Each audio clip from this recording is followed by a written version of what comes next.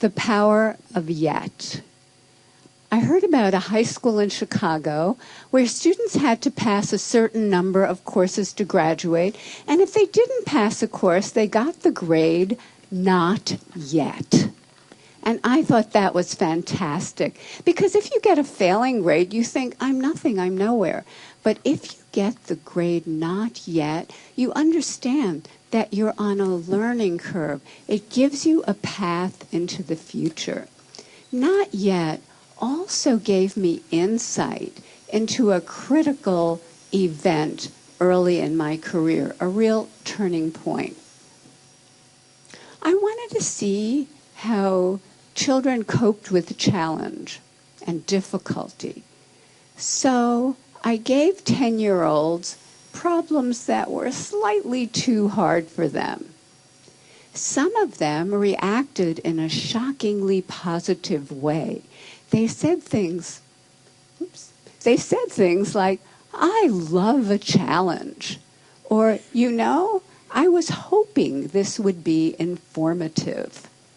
They understood that their abilities could be developed. They had what I call a growth mindset. But other students felt it was tragic, catastrophic. From their more fixed mindset perspective, their intelligence had been up for judgment, and they failed. Instead of luxuriating in the power of yet, they were gripped in the tyranny of now. So what do they do next? I'll tell you what they do next.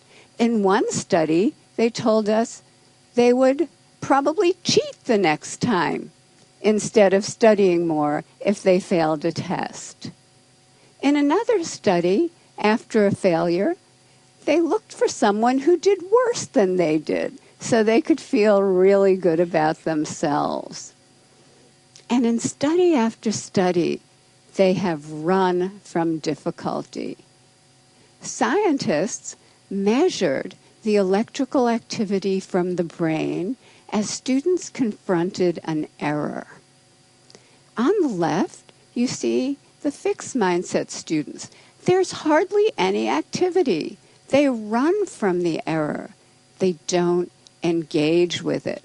But on the right, you have the students with the growth mindset, the idea that abilities can be developed. They engage deeply. Their brain is on fire with yet. They engage deeply. They process the error.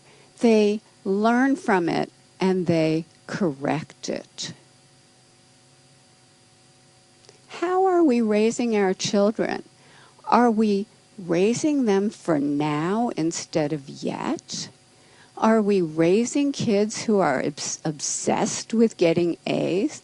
Are we raising kids who don't know how to dream big dreams? Their biggest goal is getting the next A, or the next test score?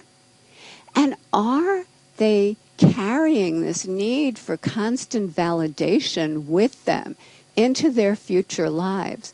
Maybe because employers are coming to me and saying, we have already raised a generation of young workers who can't get through the day without an award.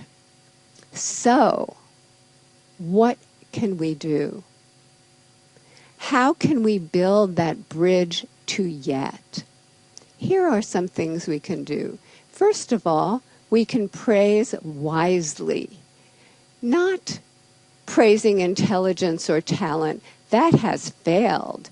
Don't do that anymore. But praising the process that kids engage in. Their effort, their strategies, their focus, their perseverance, their improvement. This process praise creates kids who are hardy and resilient. There are other ways to reward yet. We recently teamed up with game scientists from the University of Washington to create a new online math game that rewarded yet. In this game, students were rewarded for effort, strategy, and progress. The usual math game rewards you for getting answers right now, but this game rewarded process. And we got more effort, more strategies, more engagement over longer periods of time, and more perseverance when they hit really, really hard problems. Just the words yet or not yet, we're finding, give kids greater confidence. Give them a path into the future that creates greater persistence. And we can actually change students' mindsets. In one study, we taught them that every time they push out of their comfort zone to learn something new and difficult, the neurons in their brain can form new, stronger connections, and over time, they can get smarter. Look what happened. In this study, students who were not taught this growth mindset continued to show declining grades over this difficult school transition. But those who were taught this lesson showed a sharp rebound in their grades. We have shown this now, this kind of improvement, with thousands and thousands of kids, especially struggling students. So let's talk about equality. In our country, there are groups of students who chronically underperform.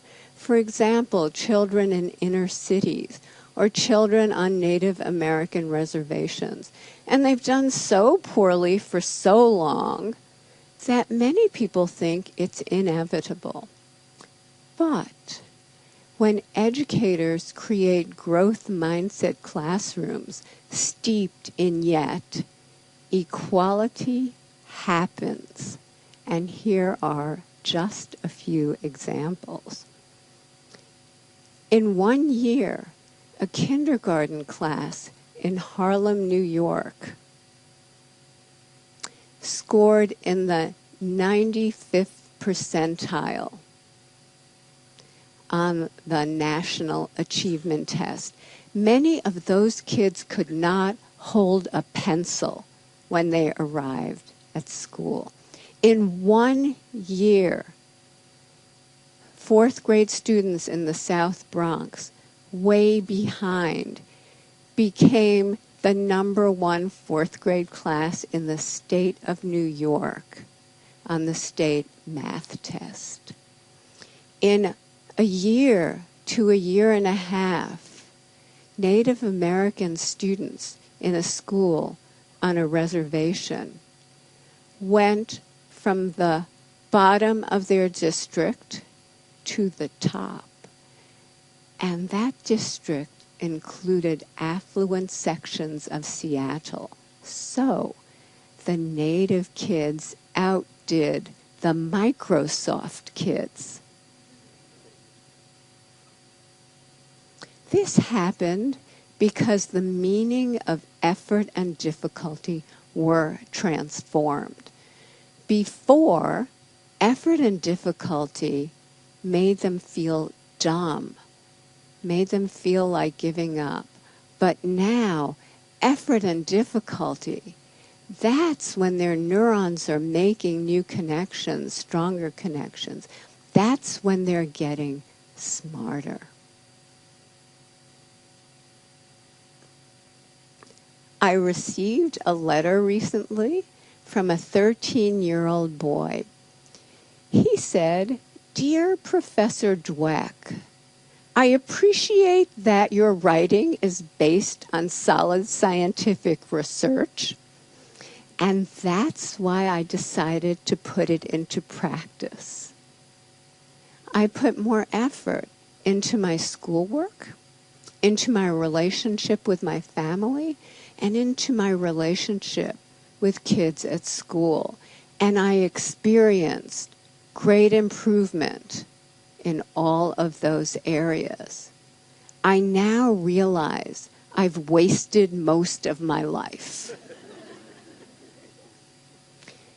Let's not waste any more lives, because once we know that abilities are capable of such growth, it becomes a basic human right for children, all children, to live in places that create that growth, to live in places filled with yet. Thank you.